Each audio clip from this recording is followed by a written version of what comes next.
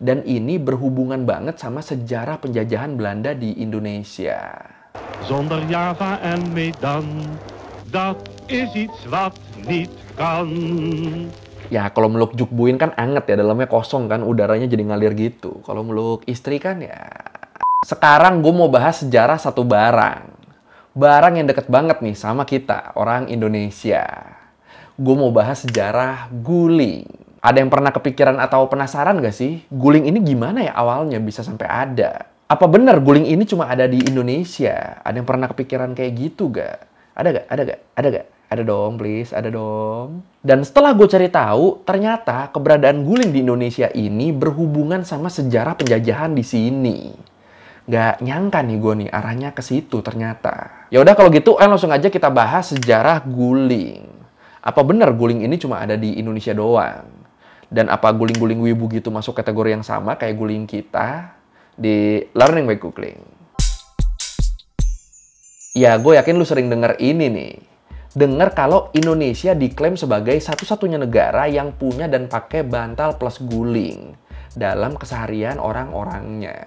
Bahkan nih, kalau menurut Cindy Adams di bukunya yang berjudul Bung Karno, Connect the People's Tongue, atau Bung Karno, Penyambung Lidah Rakyat, di buku itu, dia ngejelasin betapa bangganya Bung Karno sama guling. Beliau bilang, manusia Indonesia hidup dengan getaran perasaan.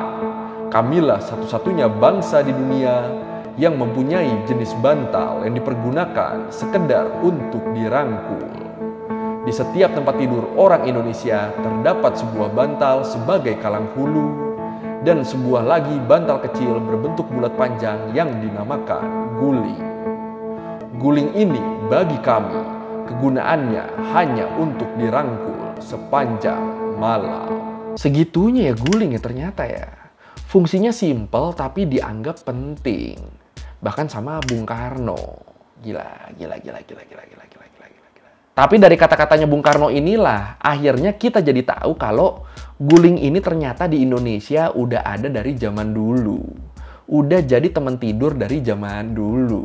Bahkan makna guling sebagai teman tidur di zaman dulu tuh lebih dalam maknanya daripada fungsi guling sekarang. Maksudnya... Ya yang kita tahu sekarang kan guling tuh ya temennya bantal ya. Yang isinya bisa macam-macam, bisa kapas, bulu unggas, busa, dan lain-lain lah.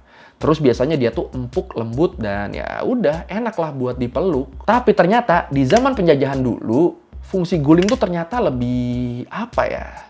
Lebih dark lah dari yang kita tahu sekarang. Dan ini berhubungan banget sama sejarah penjajahan Belanda di Indonesia.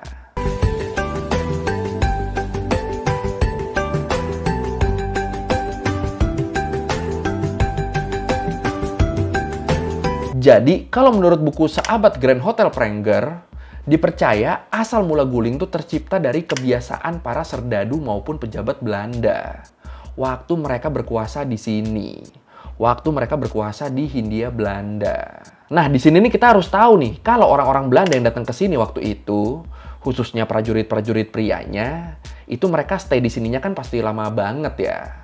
Bisa bertahun-tahun bahkan.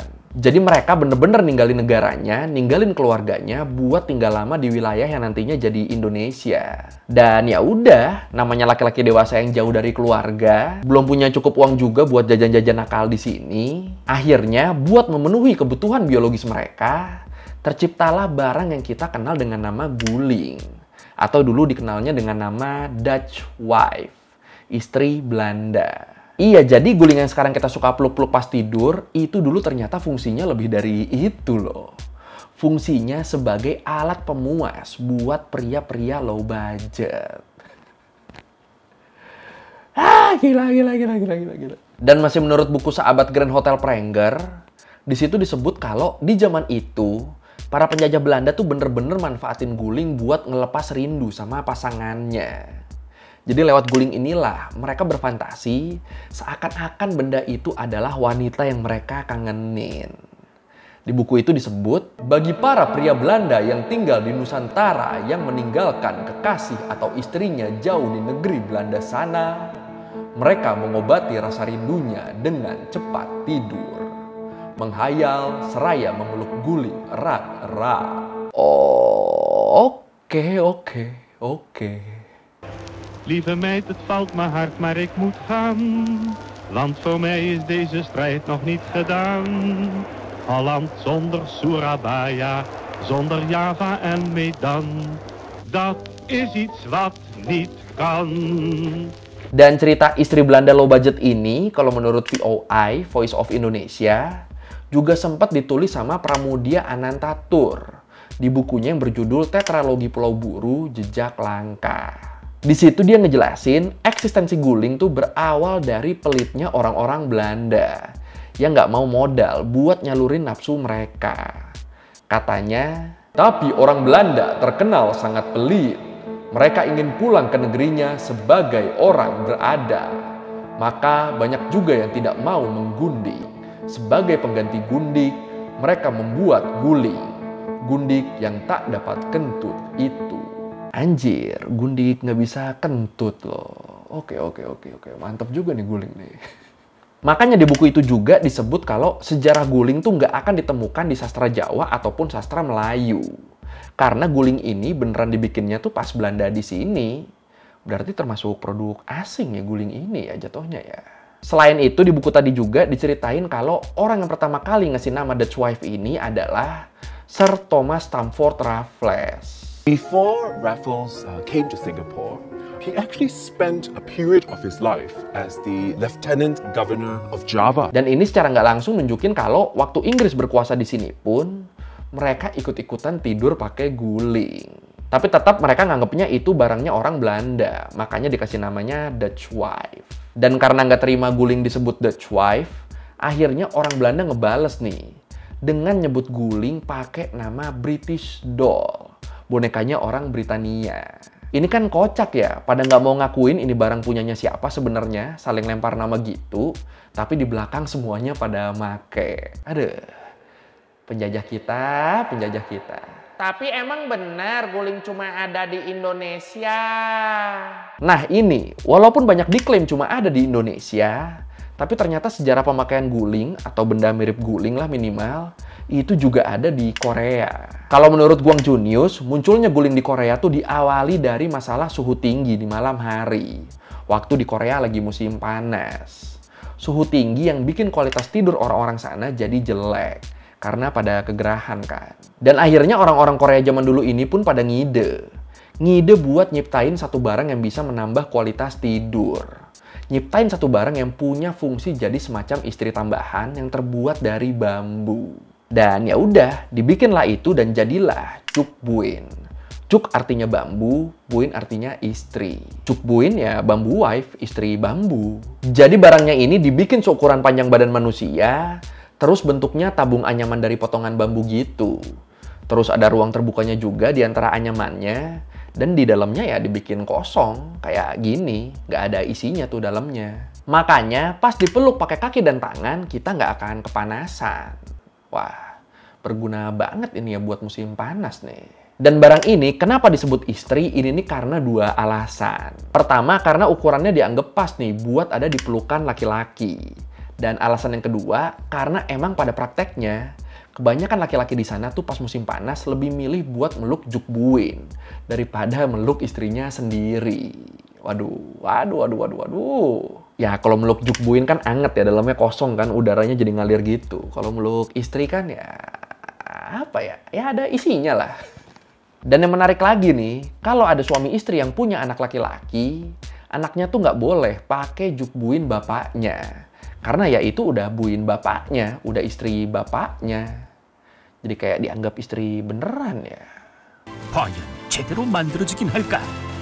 제작진의 의심에도 아랑곳하지 않고 명인의 손은 분주하게 움직인다. Dan karena proses pembuatan juk buin yang cukup rumit, dibuatnya harus pakai tangan, harus handmade, terus bahan bambunya juga harus berkualitas, harus dari bambu yang ditanam, disimpan, dan diproses dengan cermat. Jadi ya yang bisa punya juk buin ini, yang bisa pakai juk buin ini, kebanyakan dari orang-orang kalangan atas atau bangsawan. Terus selain juk buin ada juga jukno. Kalau jukno ini buat dipakai sama perempuan. Ya jukno ini sebenarnya sama kayak juk buin, guling dari anyaman bambu gitu juga. Cuma emang kalau Jukno, dia bentuknya tuh sedikit lebih kecil daripada Jukbuin. Dan keberadaannya juga terbatas banget nih. Cuma dimiliki sama istri-istri dari keluarga kaya. Tetap main ya status sosial ya, padahal guling doang loh ini.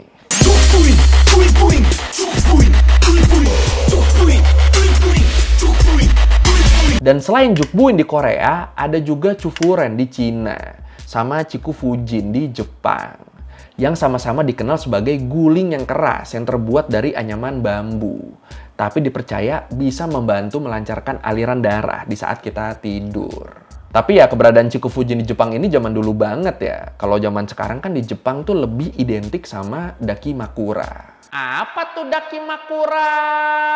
Dakimakura tuh ya ini, tahu kan lu pasti ini, bantal panjang dengan desain print dari Jepang.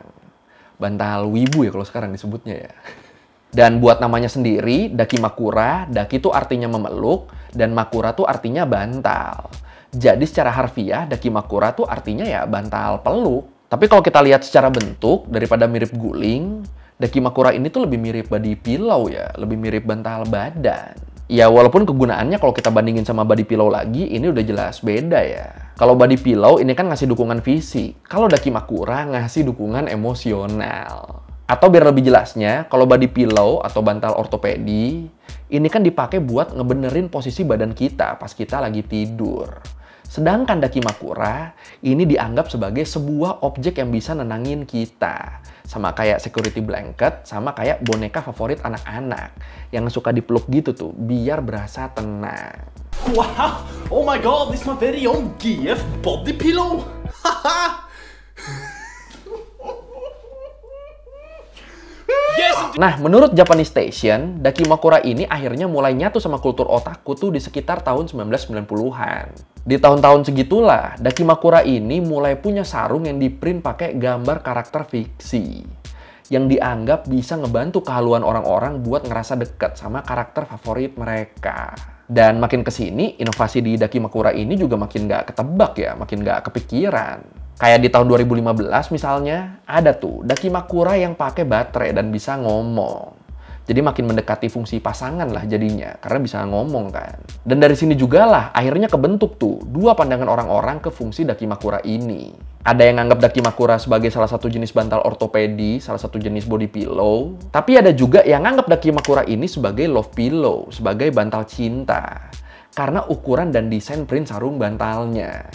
Terus ditambah lagi kan sama fitur-fitur terbarunya yang makin berkembang, ya makin lah tuh kayak mendekati fungsi pasangan ini bantal. Tapi kalau menurut lu sendiri gimana? Ini lebih kemana nih fungsinya Dakimakura ini? Apakah ke body pillow, ke bantal ortopedi, atau ke love pillow? Berarti kalau love pillow tuh mirip-mirip Dutch wife ya fungsinya ya. Jadi geli. Ya udah, silakan komen. 오늘 페이지랑 저랑 둘이 끊었어요. 여자친구니까요. 아, 네. 혹시 뭐 돈 아깝지 않으세요? 왜 아까워요? 여자친구랑 둘이서 끊은 건데. 그래도 페이지랑 여자친구인데. Oke, sekian review guling kali ini tentang sejarah guling. Gila ya, ternyata sejarahnya apa ini ya? Kelam sih enggak ya, cuma main blowing aja loh. Istri Belanda, mantap. Kalau lu mau revisi kali gue udah salah, atau lu mau nanya, atau lu mau nambahin yang gak ada video, bisa lu tulis di komen, kita diskusi kayak biasa. Sekali lagi, thank you dan nonton, jangan lupa like, comment, subscribe. Bye.